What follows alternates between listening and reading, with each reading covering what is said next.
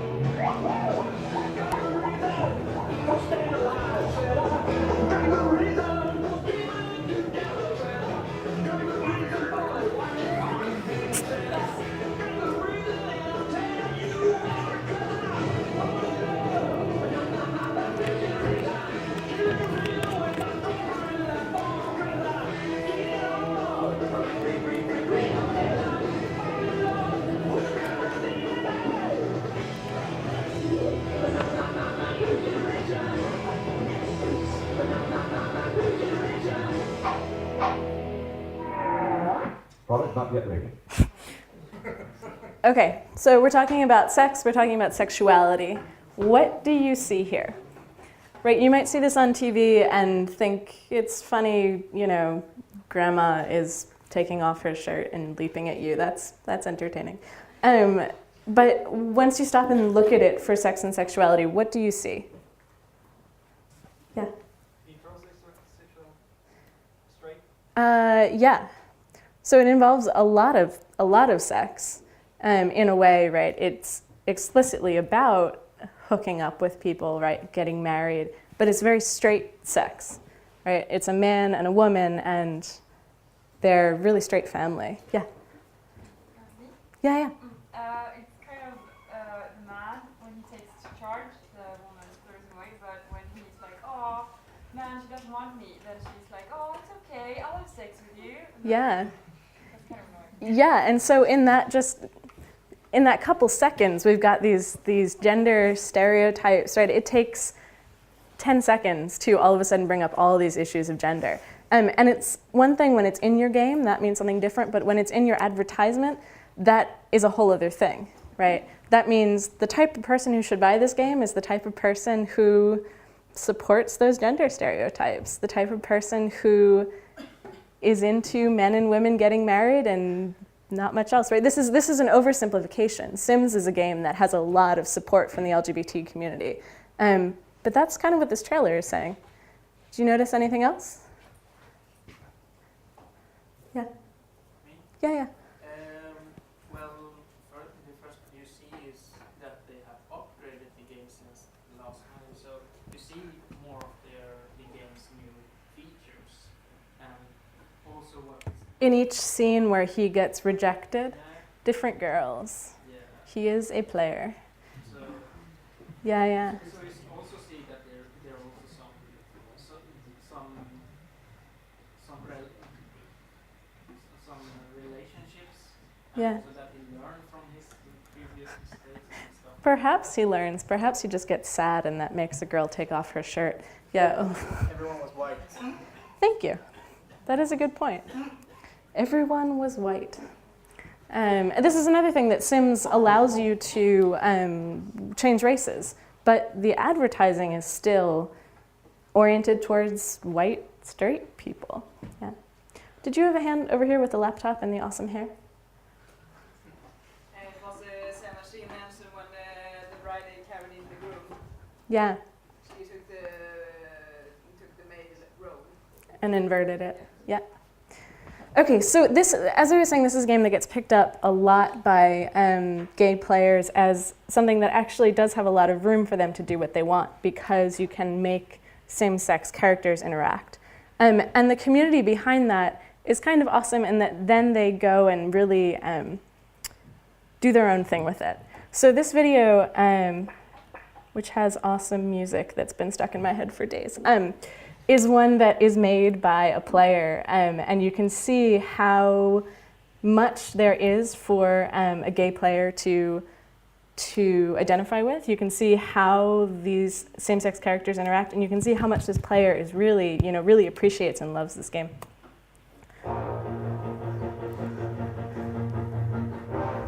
This is a sim marriage here.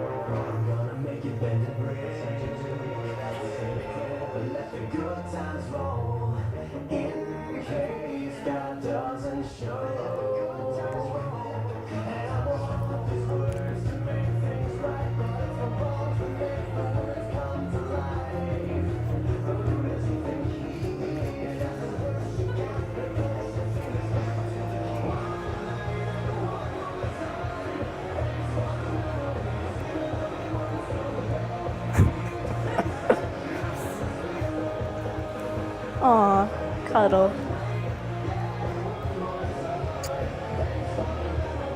And then it's awesome, there are like 2 more minutes of them making out in that exact same way. And then they have a baby. That was it's a really long video. I've just summed it up for you. You've just seen everything. Okay, what did you notice there? You should get frats. Better screen capture software. Yes, I make no excuses for YouTube. Yeah. I think that the player used a lot of customized textures and stuff on his characters. Yeah, which, Makeup and stuff. yeah, there's a lot of time and energy that went into that. This is true of the Second Life community too, is that it's not just about walking in and instantly having that. It's about it really involves putting yourself into these characters in the way that we were talking about avatars, to take the time to make that. I mean, the textures, but also to make that video, you can see this person with the video camera in front of the screen, splicing this together. Yeah. Every time, what I notice every time it's homosexual or gay, they usually look like women. And vice versa, when they're lesbian, they look like men. You didn't know that all gay men look like women? Yeah, I mean, again, this is a player choice, right? You could make butch-looking men in. That's but in commercial too. All the time, they usually look or behave like women or whatever. Walk around the Castro and you will see some very butch gay men. Yeah, no, it's true. And this goes back to the stereotypes and how to incorporate characters into your games that don't necessarily conform to those stereotypes. And just thinking about that stereotype will hopefully allow you to do something different in your own work. Yeah. They only have one animation for every movie. Yeah. When the kiss is customized for a guy and a girl, so when 2 guys make out, it's like one guy takes the girl's role instead of just 2 guys. Yeah. So in this, right, we have this equality again, like 2 guys making out is no different than a man and a woman. But we also have this laziness again. You give them the same exact animation. It's not to say that 2 men can't make out like that. It looked pretty physically possible. But yeah, you have again this question of how much work the designer wants to put into, the development team, the studio wants to put into making that customizable. Yeah. From my experience with The Sims, I believe it's like whoever chooses to make the action Totally. becomes the dominant Totally. one in the animation. But is there something you could analyze from there being a dominant part? Totally. And, Someone always has to be on top in The Sims. I was going to show you another video that was too long that is of this young blonde woman in a bikini proposing to this old man. And it's great because the animation is, you can tell, designed for a man to propose to a woman, because she gets down on one knee very dramatically and he looks so happy, he bounces up and down. And in that great like sim fake language, he says something like, "Oh my God," he's so excited. And so totally, this question of why someone has to be the aggressor, why does someone have to be the person who takes charge? Why can't it be mutual? That too is a whole other issue. Yeah. Isn't that requirement for the animation that you feel that you control this person? And if someone wasn't the aggressor, the person wouldn't be able to get denied. Because then you see, oh, I fucked up. Or, oh, this went awesome. He's doing this. Because it wants to do this. So I guess that had to be a decision. Yeah. Yeah, I mean, that's really interesting to think about, again, from a design perspective and in terms of the decisions you make about player identification with characters. That's something I hadn't thought about that is a really interesting thing to keep in mind. Okay, design decisions. The Sims allows players to choose the kind of sexual contact they want to have. You can develop perfectly, advantageous, perfectly, effective connections with totally straight romances. These decisions aren't based on narrative like in Mass Effect. They're based on, making the best use of your environment and generally allowing your Sims to have the best, most successful experience they can have.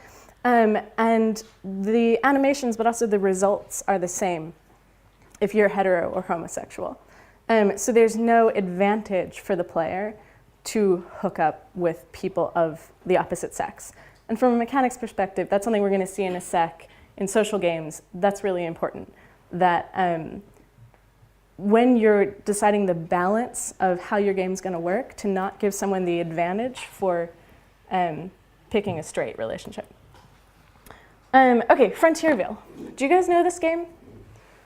Yeah? Do you guys play social games? My husband is a designer in the social game field, which is taking off like crazy in San Francisco, so I'm not sure how aware you guys all are.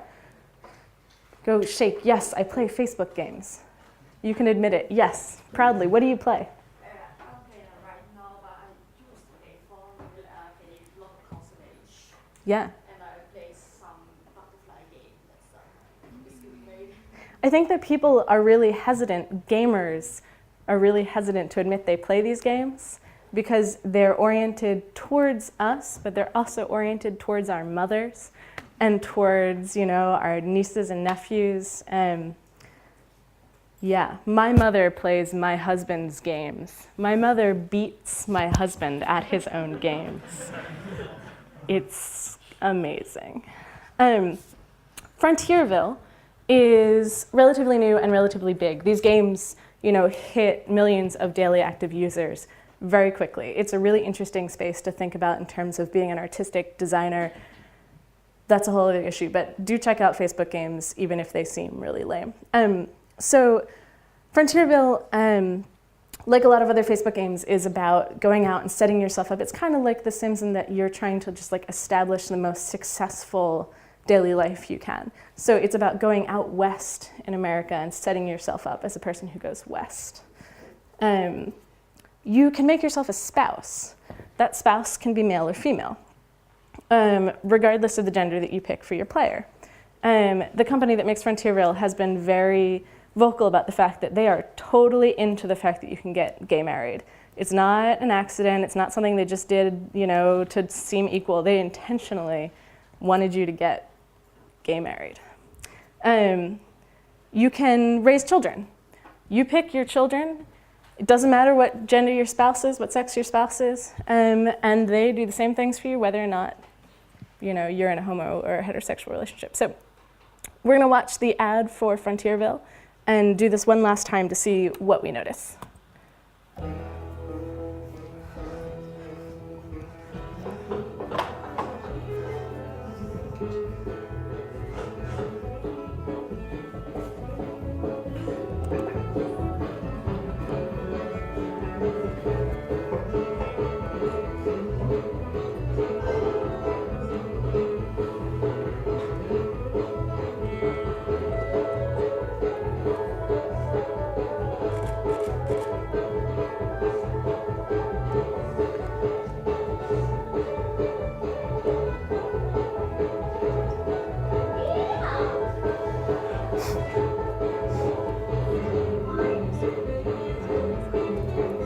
so handsome.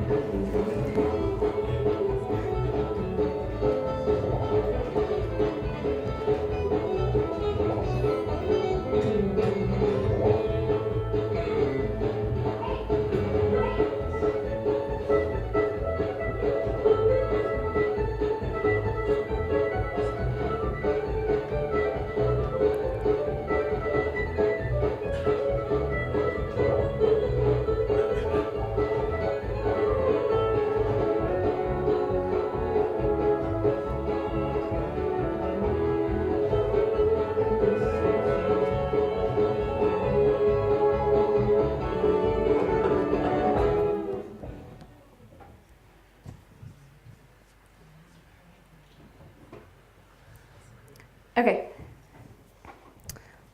More subtle example. Last example. What did you see? Yeah. Well, we only took the straight example again. To show you in the ad. Yeah. Which is interesting. This is a company that's very vocal that you can marry someone of the same sex. But the ad they show us is still a straight couple. Yeah. Yeah, this is a really good point. Well, I forget about race all the time, being white myself, which is an awful thing to say. Race in America it was really interesting talking to you last night about how different race in Sweden is. But yeah. Judged by me though. Oh, shit. That's a really good point. Yeah. The first player I saw was female. Mm-hmm. Kind of target towards the female audience. Yeah, definitely. Mass Effect, what do you guys think? Primarily female or male audience, intended audience? Male. Yeah. Sims, female, male? Both, but skews more female definitely than the majority of games, mainstream games. Female, you say, because we've got a female avatar here. They might be targeting primarily to female. Yeah, I think. And by showing a female first. Totally. Yeah, no, I think that you're right. Which is another reason these games don't get a lot of support in the like hardcore gamer community, because they're targeted towards women. Yeah. Yeah, I think you made a comparison there, which is not totally fair, because you said that Sims is a game more oriented towards females than Mass Effect. But again, looking at the history, I mean, we accept most games have been oriented towards male.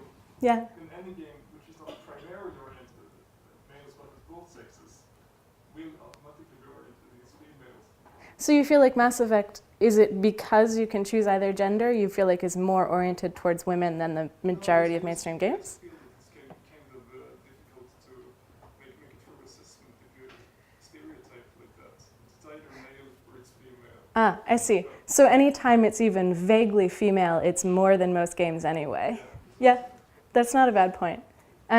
Sims does traditionally tend to be about a 50-50 playership, but you're right that there are lots of games that get more women. Portal is a good example of that. You know, like it's loved by the game community. I had a friend the other day, he said, "Did you know that Portal is great? Do you know that you can breathe air?" Yeah, that's loved by the game community and therefore is primarily played by men, but is embraced by women equally for a lot of reasons.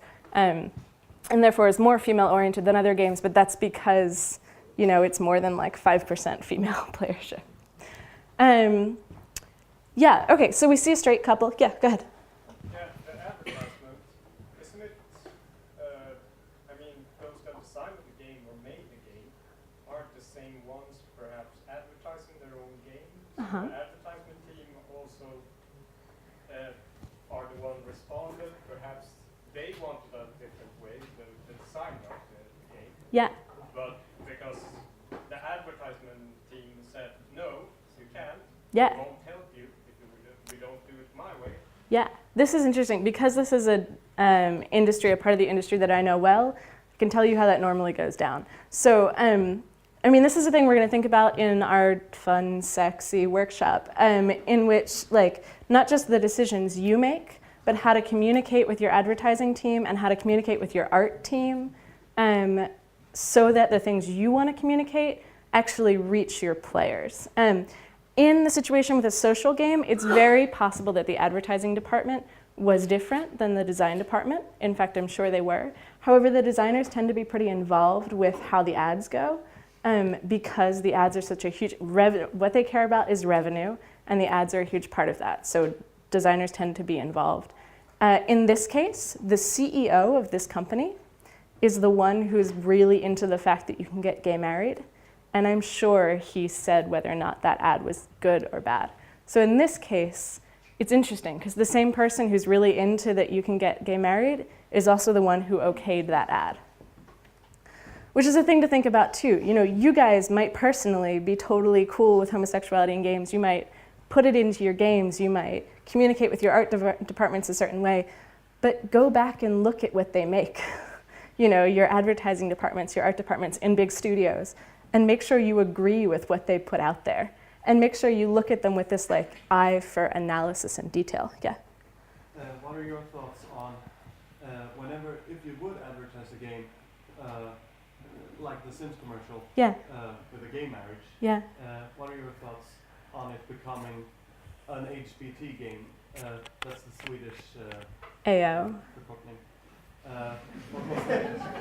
It becomes the gay marriage game instead of the Sims. Totally. It becomes the gay marriage. What are your thoughts on that? Yeah, I mean, I think that a balance is important. I think that, you know, thinking about ways that you can represent a spectrum in an advertisement, because it's true that like in our society as it exists, you can make that Sims commercial and no one's going to be like, oh, that's that straight game, isn't it? Whereas you make that entire ad about gay marriage and it's going to be the gay game really quickly. That sucks that that's what society is like, but it is, and you have to work with it. So representing multiple things will slowly, you know, showing us gay marriage but also straight marriage will slowly get that into the culture such that I hope down the line you could do an entirely gay marriage ad and it won't be that gay game, you know? Okay, so design decisions. Players can choose the orientation of their marriages. Note, by the way, these are marriages, right? This is interesting too. In America, where gay marriage is illegal, the fact that like you can't raise a kid without getting married, that is itself its own statement. Either type of pairing is equally helpful. There is no sex in this game, just sexuality. So this is an interesting example of where people say sex doesn't belong in games for kids. This is a game oriented partially towards kids. There is no sex in this game. There's definitely sexuality. And it's making a social comment. In America, to make a game designed for millions of people that has gay marriage is a major political statement. This is something we're also going to do in the workshop, thinking about what social statement the decisions you make in your games are making. Okay. So the answers are kind of up in front of you, but what do you see that these things share, these games? What decisions did they make that were the same? What decisions did they make that were different? The board tells you the answers. Right, so their design decisions are based on player choice, multiple possibilities, and no playable sex. That's a whole other thing. What do you think the effect is of having no playable sex? Am I okay, Oh, yeah. time-wise? Yeah, down to like 15, right? Okay. So, go on. Awesome. So you are still on the spot. What do you think the result is of that? Right, there's homosexuality, but it's not playable. I know this was in Japanese games, but not translated. Well, I can pass you along the name of someone who translates a lot of them if you're into that particular type of storyline game. Yeah, I've played a lot of those, and they're colorful. When you review these games for a living, you get to play all kinds of things. Playable sex, if you go into virtual worlds that are explicit, well, games that are explicitly about sex, not sexuality, there are titles where you can, have playable sex and playable homosexual sex. But that means Red Light District, that means, in some ways, Second Life, that means there's a Jenna Jameson game that involves just straight up sex with Jenna Jameson. And there's a male version of that. You don't look very pleased with these options. You're making a face like, A romance game, but except there is a female and there's a man, so design it. All of you. Yeah, that's kind of my entire point, summed up briefly.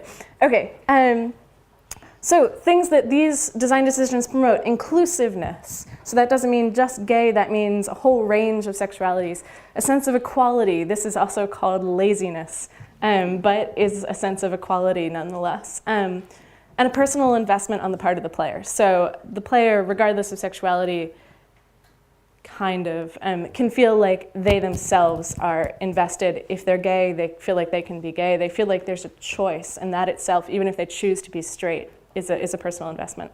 We talked about how their audiences are different, male market, female market, age difference. These are things that you need to keep in mind when figuring out how to incorporate homosexuality. It's different each time. Yeah. Okay, games we didn't cover but could cover really quick for the sake of thoroughness. Second Life. Duh. Do you guys, have you played Second Life? Are you recovered Second Lifers? Yes. Anyone want to stand up and support it? No. It is a fascinating place. Bully, right? Have you guys played Bully? That was a really excited hand. Did you, right, so the way that you can have homosexual contact in Bully. It was just too bad. I mean, you get the pictures of all the girls, you should have pictures of all the boys. It was really fun to be pictures for. Yeah. So what did you think of that? So you can, in the way that you can go up and interact with lots of characters in Bully, you can go up and interact with men. And this one kissing scene is the one that comes up the most. And you can just re-engage with this character again and again and just keep on making out with him for a long time. It is not a crucial part of the game. It's not a huge part of the game, but it's not subtle. And that's really kind of lovely. Was that, you felt like you enjoyed that? Yeah. This is also something that's got a lot of negative press. Fable, again, somewhere where you can choose your gender and that affects the kind of interactions you have. Portal, I always have to call out because people hate me for talking about Portal as if it has lesbian themes. It does. Nintendogs, these are things. Yeah, go ahead. We'd really love to hear about Portal. Yeah. Yeah, I mean, I'll turn it on you. What do you think? If you had to look for something lesbian in Portal, what would it be? I would find it pretty hard to find, because I didn't really were in the analytic state when I played it. Yeah. The tough thing about being a literature student is you can't stop analyzing. There's no way to just play anymore. Female character, female playable protagonist, who is really interesting in that you don't know she's female, unless you catch a glimpse of yourself. That's really quite a hard thing to realize. Female antagonist with whom there is the implications of romance and intimacy.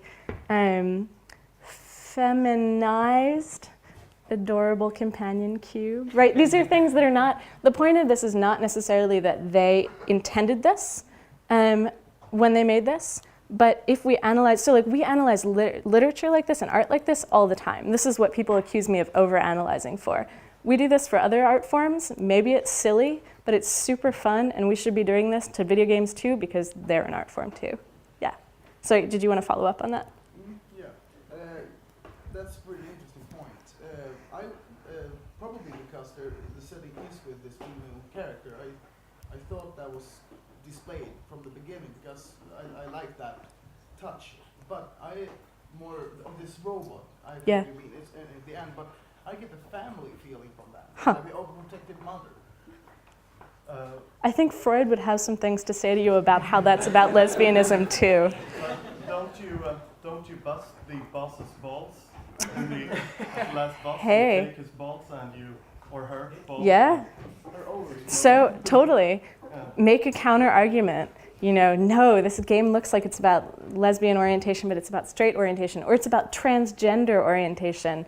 Female robot voice, balls, transgender, right? This stuff, it sounds goofy, but it's actually really fun to get into these details in a way that's playful. Yeah. I don't know. You said that there's Your no face. Way, there's no way to overanalyze, but maybe this says too much about my sex life. There's lots of putting stuff in appropriately shaped slots in that game. Totally. And so that's all I had. And what does that? that's something. That's awesome. Yeah, I mean, this is a debate that we could go back and forth with a lot. And I don't mean to say that like this is necessarily the most obvious way to look at this issue, homosexuality in games. But it's really nice to see that you can get down to really specifics. I'm gonna move along just because I know we're running out of time. So I was told that one of the other presenters, when someone left the room early, she nearly cried. Would you like me to nearly cry? Sorry. No worries. Thank you for being here. You don't want to see, after that dramatic performance in Mass Effect, you don't want to see my acting. Okay, so where to go from here? Obviously, we're going to look at these things in the workshop and try applying them to actual assignments from creative directors. But these games that we've seen give us some ideas of how we can promote inclusiveness in our own games, right? I say our own. I'm definitely not a designer. You guys are awesome. Designers are amazing people. I am just a writer. So they also illustrate how limited the content is that's already out there and challenge us to think about new ways we can use mechanics and narrative to include a range of sexualities. They remind us to look at the little details. Maybe sometimes putting things into slots will make someone stand up and tell you that Portal is about sex. And like paying attention to details is part of what it means to work on an art form. Thinking about games hitting the mainstream and thinking about, like traditionally it's been a straight male audience, maybe. What does it mean to go mainstream? What does it mean to open up the community to a wider audience? And then come to the Super Sexy workshop and try these things out. And a lot of you guys have had really great ideas about what you've noticed in these videos. Try them out on actual games. I'm gonna put you in decently small groups. You're gonna work on assignments and report back. You're gonna have a chance to respond to each other and say, that's a really bad idea. Look at how that presents gender stereotypes. Start debates, make drawings. Come to the Super Sexy workshop. I got told to plug it, so yeah. Hey. And that's my talk. Do we have a couple minutes for questions? Yes, you have half an hour. Oh, shit. Well, but I want to give you guys who come to the workshop some time for, it's not FICA, which we say in America. Right, well, FICA. FICA. FICA. There you go. Okay. So I'm definitely going to let you guys go with time to get coffee before the workshop. But for the next couple minutes, are there questions? Yeah. How do you see on community mods yeah. for games? For example, like Fallout 3, or actually any game that's using the same graphic engine, there's a wide variety. What is my take on hooker mods? No, those kind of mods. Yeah. I mean, in relation to what? So like, what about them? There are lots of things one could say about that, like where sexuality comes into that, like where like player response or player creativity in making mods comes in, like what would you like to know? Or you guys in the audience too, you can respond to that. Is there something that strikes you about that you want to respond to? I mean, I think the mod community is really interesting, that you take players who then become creators and respond with the sexuality that they feel by putting it into the games. This is a really interesting way of thinking about it, thinking about hooker mods.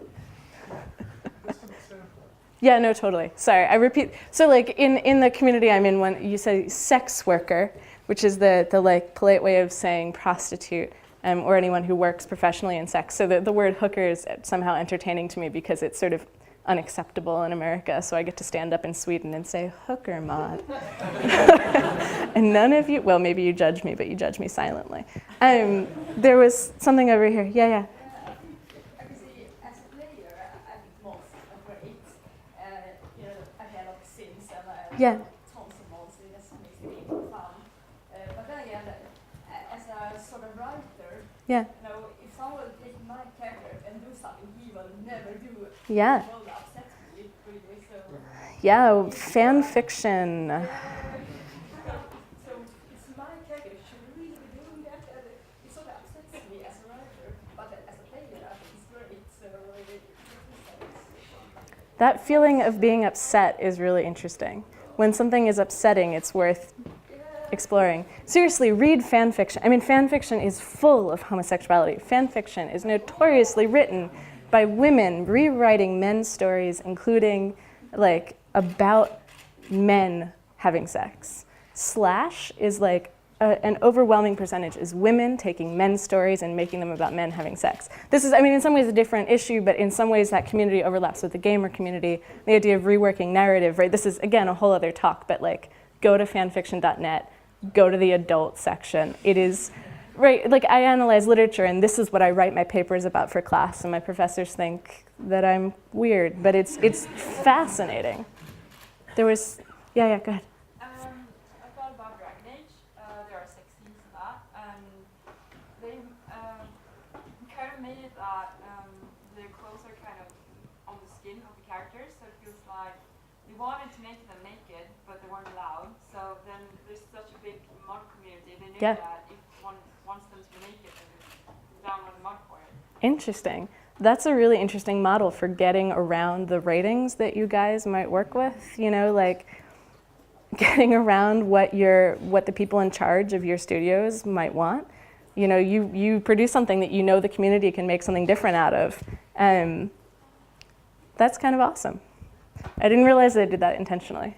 It's really interesting. I don't know, but it's what I think. Yeah. Go forth and mod this game. Yeah. Other thoughts? Yeah. How do you... Now I want you to tell me I'm a bad person. Really? No, but seriously, what's your thoughts on that? Yeah, I mean, what are your thoughts on that? Do you feel... No, but like, look inside your soul. My thoughts on that is I really wanted... I think it was a cool idea, having Yeah. a gay couple. But thinking market-wise, Yeah. I said no. So I thought with my brain instead of my brain. I don't know. You thought with your Okay, I pockets. thought with my wallet. instead of my Exactly. brain. Yeah, I mean, that's a really hard thing. You guys make art in an industry very oriented towards sales. People in writing, in visual art, they know that they are starving artists, right? This is a term that we use. They know that like they can make something that might not be accepted and might not make them money. You guys in big studios, you work in big teams and you can't take risks like that, which is why like I would love to say to you, I mean, part of me would love to say to you, shame. Yeah, me too. Yeah, that's what I figured. That's why I asked what you thought about it. But at the same time, being pragmatic is important. And pragmatically, if you make a game with based off of a gay male couple, and nobody plays it, what does that do? You know, like if you make an art game, and there's some amazing art scenes, I'm sure out here in New York, like there's some wonderful people making wonderful things. Like an art game based around a gay couple, it might be played by a couple thousand people and that'll be great, but if you're trying to reach a larger audience, you might need to start slowly. You know, you might need to incorporate a smaller element that's about homosexuality instead of just hitting someone in the face with it, you know? I feel mixed feelings towards you, sir. Yeah, in the back. I have a thought on what we mentioned earlier about the mod communities and how that... Yeah. I'm guessing what you just said, that the game industry is so related to sales and we have to connect to that. I suppose the mod industry, the mod community isn't. Yeah. So they can use already the finished product and just do the last tweaks. Totally. I guess that means a lot more people with crazy ideas can actually produce it. Yeah, which is interesting because the mod community is very much based around the hardcore gamer community, whereas, and like the hardcore gamer community is the one with the most hardcore stereotypes and responses to homosexuality in games. Whereas the people who might be more open to that content, that like crazy content, aren't the people who are going to play mods. So it's kind of a catch-22. Like, if you're a modder and you're willing to make some awesome gay mod, like, Godspeed. I'm just not sure how your community is going to respond to you. And so I think it takes individuals who are into that to make a difference there. But that's a good point. Other responses? Those of you who are quiet, feel free to come to the workshop and quietly voice your criticisms. Yeah. There's a game, or more, a novel. Yeah. You can download. I can't remember what it's called, but it's about two people who are terminally ill. Yeah. I think that's a good example. That's really story-wise. Yeah, leaving it open-ended. Interactive narrative, can we call it that? It's a book on your computer screen. Well, that's interesting. If you think of the name, shout it out, because that's a really interesting example of leaving player experience open. It's called for flower. Oh, I do know what you're talking about. Cool. Let's do one more comment, and then if you guys want to ask me questions individually, that's awesome. God bless you. Yeah, go ahead. Yeah. Okay, well, I thought, like in many other presentations by other American people who got there, I've always noticed that, like, you never really talk much about Japanese games. Most games you show are American games. Totally. I mean, a lot of games that have that content get altered when they come to the American market. One of the more adorable examples is Birdo, who, do you know this character who comes up in Mario games, like mostly, Mario Kart and stuff that's less from the main canonical series, who in the Japanese release is very clearly transgender, and in America that just got shot down. So part of it is that we don't have access always to the same things. Part of it is that America is clearly the center of the world. No, but just we are sometimes not as influenced by what's around us because we tend to get American things, and therefore the gaming community we're used to doesn't get those things. So I think if you were to talk to the millions of American gamers who are the community we're talking about, I don't know that they would know those games. But from a designer perspective, it's interesting to think about those as other examples that are out there that you might want to look at for your own work. Yeah, there's quite some irony in that, because,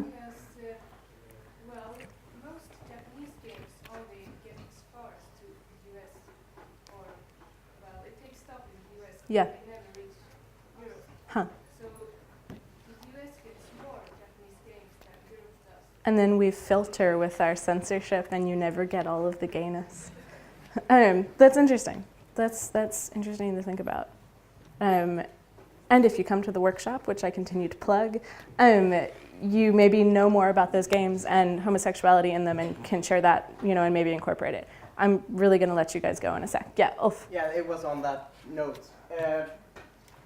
These are the alumni days, and so far you haven't actually seen much of our former and now industry active students. So we have 2 white guys from Avalanche and 2 other white guys from Lionhead that are on the island right now. And last thing I heard, they will be at the workshop joining in on the fun. So go there and have fun with them too. Are they streaming? We are not sure. Oh, I can't ask them in America, but this is Sweden, so if you want to just put them up on stage, are you straight? No problem. Cool. Thanks so much. If you have questions individually or just want to say something, come up and say hi. Otherwise, thanks for listening.